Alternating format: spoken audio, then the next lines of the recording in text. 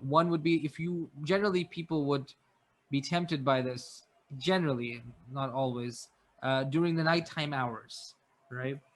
When they're alone, when they're maybe weak, right? And if you look at the Prophet ﷺ's nighttime routine, it will shock you, right? It will shock you. The Prophet ﷺ, uh, generally uh, would not speak after Isha prayer. He wouldn't like engage in conversation after Isha prayer. In fact, he would very frequently go to bed right after Isha, go to sleep right away, right?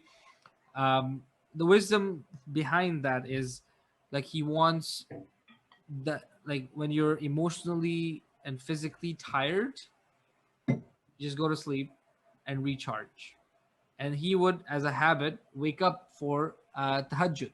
Okay, that's an interesting thing. That I don't. It's not like a, this is not something that our religion mandates us that we do this. Of course not, right? But it's interesting to see him, sallallahu alaihi wasallam, making this like the rule for himself, that he would like not have conversation outside of, like talking to his wife or whatnot, right? But with people outside, he wouldn't indulge them after Isha. He would sit with them before Isha, he would sit with them after Fajr, he would sit with them after whatever prayer, but after Isha is his own time, and he goes and rests. And that's really interesting. Like, you set up that just, it's a time of, I guess, if you want to make an analogy here, maybe after Isha is a time you don't watch any TV, you don't watch any entertainment. They just cut it out. It's like, no, it may be hard if you're an NBA fan and you're watching like the Warriors at like 11 p.m. or something. You're like, I gotta watch this team, right? It may be hard, but if you were to, do that, that would be super helpful, in my opinion, especially for someone struggling with this. Another thing is to look at the Prophet ﷺ, and you look at his the nighttime routine, specifically before he would go to sleep, as to what he would read from the Quran and the Adhkar, right? Uh, Adhkar always have to be read with some sort of understanding. If you're just reading them, just like rote repetition, you get the ajr, mashallah, you get the blessing, but that's the letter of the law. The spirit you've missed, right? The spirit of it is actually understanding what that is, what you're asking for. Okay, that's when the true blessings come down from Allah subhanahu wa ta'ala. So understanding what you're reading of the adhkar and then reading them. If you look at just Hisnul Muslim, Fortress of the Muslim, very aptly named, because du'as are like our fortress. They are like the protective shield that we have against the onslaught of the devil. You look at that, there are uh, 11 du'as that are mentioned that the Prophet would read before he would go to sleep. Okay? 11 du'as. Some of them small, like Subhanallah 33 times, Alhamdulillah 33 times, right? Allahu Akbar 33 or 34 times. Very simple, right? But others are sometimes a little long, sometimes very short. But there's 11 of them. Hmm?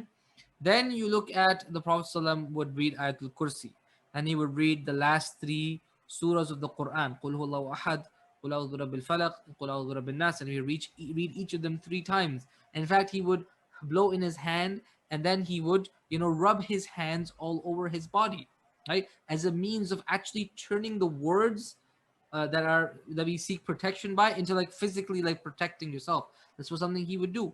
Then he would advise that before you go to sleep, you read the last two ayat of Surah Baqarah. Okay, that's about a half a page of the Quran.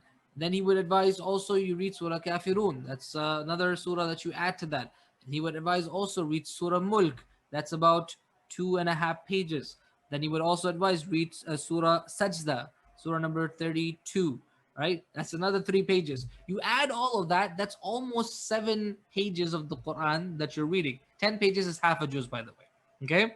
So that's a significant amount of Quran. If you're reading that much and you're reading all those 11 du'as, you've spent a good number of minutes really getting ready to go to sleep.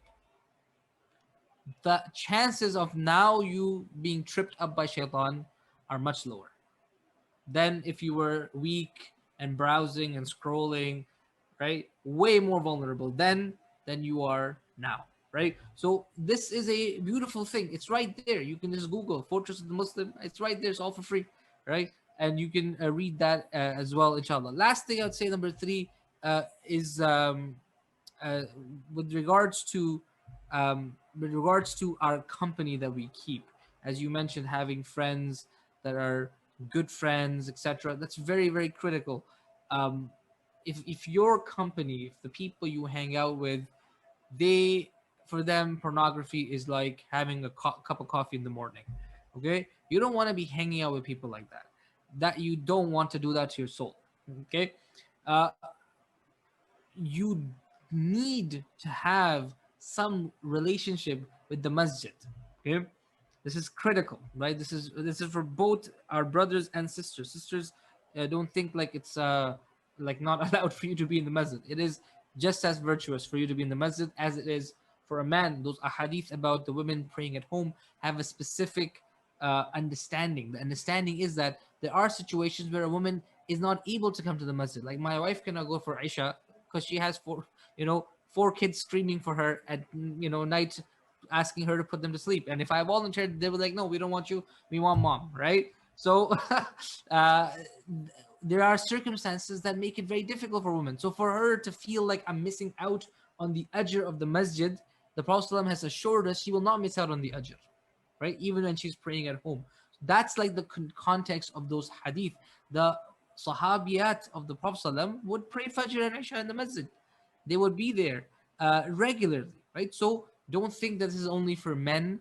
It applies equally to both. But have that relationship. A simple relationship is going to the masjid for Isha, right? Going to the masjid for Isha. If this is your habit, it breaks so many bad habits. It breaks the habit of being just mindlessly entertained at night. You break the habit, turn off the TV, get up and go to the masjid. Okay?